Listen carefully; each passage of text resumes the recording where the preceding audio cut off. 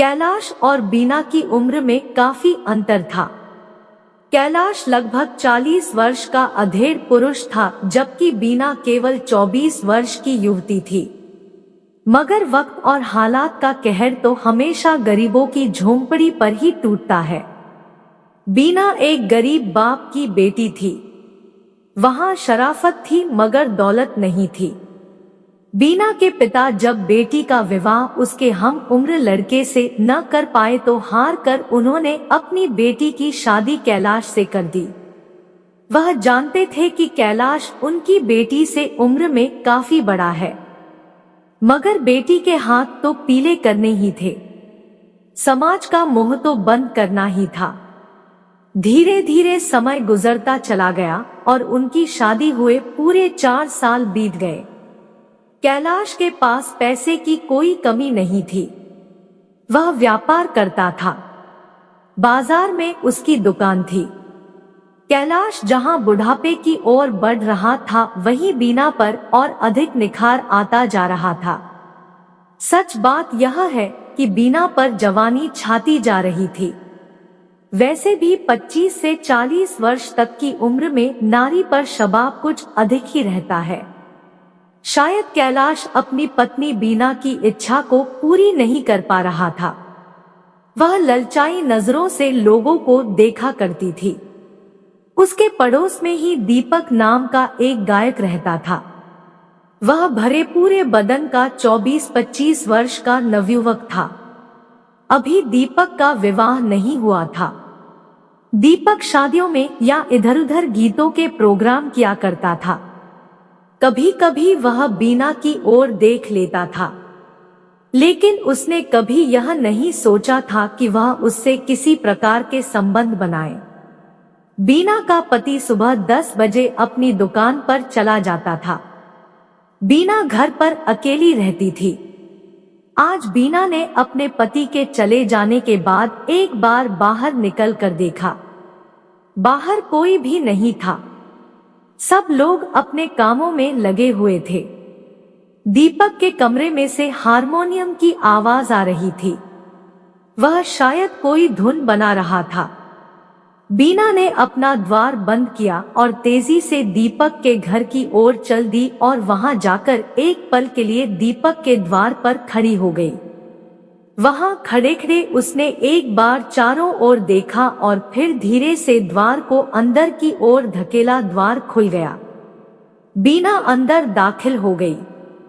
बीना पर दृष्टि पड़ते ही दीपक के हाथ रुक गए। हारमोनियम बंद हो गया और वह अपने स्थान से उठकर खड़ा हुआ। उसके मुंह से स्वयं ही निकल पड़ा, आप और यहाँ? हाँ देवर जी, बीना ने रिश्ता जोड़ते हुए कहा। आपके पास आने में कोई परहेज तो नहीं है? बीना को अपने कमरे में देखकर एक क्षण के लिए तो दीपक बौखला सा गया था। फिर उसने अपने आप पर काबू किया और बोला, आप यहाँ किस लिए आई है? बैठने के लिए नहीं कहोगे देवर जी? बैठो, दीपक ने हकलाते हुए कहा। तुम तो घबरा रहे हो, बीना ने मुस्कुराकर कहा। मैं कोई हव्वा तो नहीं। अब तक दीपक ने अपने आप को संयत कर लिया था। उसने बीना को गौर से देखा। बीना काफी सुंदर लग रही थी। जवानी से भरपूर बड़ी बड़ी हिरनी जैसी आंखें, टमाटरी गाल, सुंदर दंत पंक्तियां, आंखों में सुरमे का डोरा और नागिन जैसे काले लहराते बाल। कई पलों तक दीपक एकटक उसे देखता रह गया और फिर उसने बीना की ओर देखते हुए कहा, अब बताओ मेरी याद कैसे आई? दीपक जी, तुम कैसे मर्द हो? बीना ने कहा, यह भी नहीं जानते कि कोई भाभी अपने देवर के पास अकेले में क्यों आती है? बीना की इतनी साफ बात सुनकर दीपक हक्का बक्का रह गया। उसे इस बात की कतई आशा नहीं थी कि वह इस कदर साफ बात करके उसे अपने हुस्न की खुली दावत देगी। आप यह लव स्टोरी हिंदी लोक हिंदी पर पढ़ रहे हैं। आवाज दोनों की धीमी थी। दीपक तो बेचारा घबरा रहा था। उसे बीना की हिम्मत पर बड़ा आश्चर्य हो रहा था। वह सोच रहा था कि यदि उसे किसी ने देख लिया तो वह क्या जवाब देगा। दीपक ने उसे वहां से जल्दी से टरकाने का निश्चय किया। बीना जी, भाभी नहीं कह सकते क्या?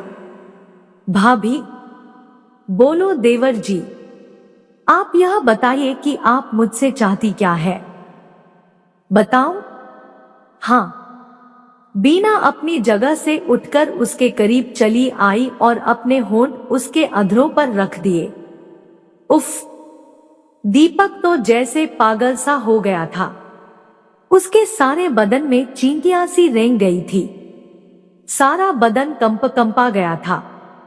कई पल इसी स्थिति में गुजरे। फिर अपने होठों को उसके अधरों से हटाने के बाद बीना ने कहा, जवाब मिल गया देवर जी। भाभी? बोलो। यह सब जो आप कर रही हैं, क्या यह उचित है? दीपक ने पूछा। क्या किसी शादीशुदा स्त्री को यह सब शोभा देता है? ये तुम्हारा अपने पति के साथ विश्वासघात है। दीपक जी, मैं तुम्हारे पास भाषण सुनने नहीं आई हूँ। उसने कहा, मैं तुमसे प्यार करती हूँ। क्या शादीशुदा स्त्रियों को प्यार करने की इजाजत नहीं होती है? होती है, दीपक ने कहा। उसका सारा प्यार उसके पति के लिए होता है। अब तुम जाओ भाभी। अगर तुम्हें यहाँ किसी ने देख लिया तो मैं और आप दोनों बदनाम हो जाएंगे। दुनिया कहती है अच्छा, बदनाम बुरा। कुछ नहीं होगा, बीना ने कहा। तुम तो बेकार घबरा रहे हो।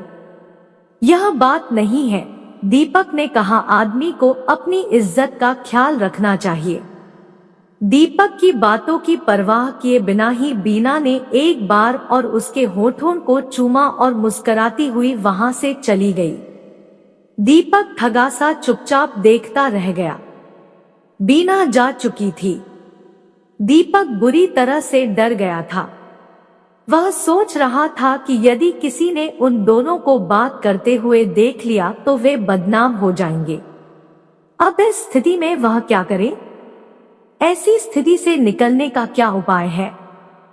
वह हारमोनियम बजाना भूल गया था। और बीना, वह बेहद खुश थी। उसे विश्वास था कि उसने जो हरकत कर दी है वह रंग अवश्य लाएगी। 2 दिन बीत गए, कोई बात नहीं हुई।